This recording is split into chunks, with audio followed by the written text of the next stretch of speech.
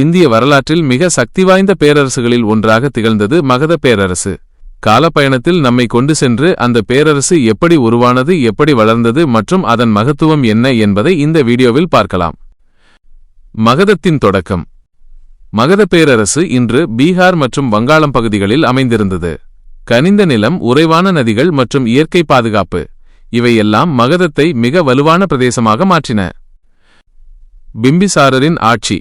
கிமு 544 லரியணை ஏறிய பிம்பிசாரர் மகத பேரரசை கட்டியெழுப்பிய மகத்தான மன்னன். அண்டை நாடுகளுடன் உறவுகளை மேம்படுத்தி வணிகத்தை வளர்த்தார். கௌசல நாட்டின் மன்னரின் மகளான கோசலாதேவியை மணந்தது முக்கிய அரசியல் கூட்டாண்மையாக இருந்தது. அஜாதசத்ரர். பிம்பிசாரருக்கு பின்னர் வந்தவர் அவரது மகன் அஜாதசத்ரர். அவர் ஆட்சியில் மகத பேரரசு விரைவில் விரிந்தது. வாஜி கூட்டமைப்பை எதிர்த்து நீண்ட போரில் வெற்றி பெற்றது. மகதத்துக்கு மிகப்பெரிய முன்னேற்றத்தை கொடுத்தது. சிசுநாகர் மற்றும் நந்தர். அஜாதசத்ரருக்கு பின்னர் சிசுநாகர் வம்சம் ஆட்சியை கைப்பற்றியது. பின்னர் வந்த நந்தர்கள், குறிப்பாக மகாபத்ம நந்தர், மகதத்தை ஒரு பெரும் இராணுவ சக்தியாக மாற்றினார். அவர்களிடம் இருந்த படைப்பிரிவுகள் அக்காலத்துக்கு மிகப்பெரியது. சந்திரகுப்த மௌரியன் வருகை.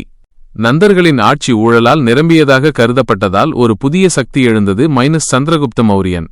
சாணக்கியரின் அறிவும் சந்திரகுப்தனின் வீரமும் சேர்ந்து மகதத்தை மௌரிய பேரரசு எனும் புதிய சக்தியிடம் ஒப்படைத்தன. இதுவே இந்தியாவின் மிகப்பெரிய பேரரசுகளுக்கான தொடக்கம்.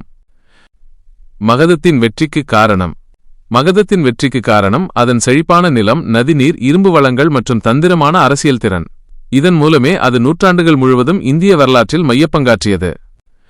இதுதான் மகத பேரரசின் கதை. அரசியல் புத்திசாலித்தனம், இராணுவ வல்லமை மற்றும் நாகரிக வளர்ச்சியின் மிகப்பெரிய உதாரணம். இப்படிப்பட்ட வரலாற்று கதைகள் மேலும் வேண்டுமா? லைக், ஷேர், சப்ஸ்கிரைப் செய்ய மறந்திடாதீர்கள்.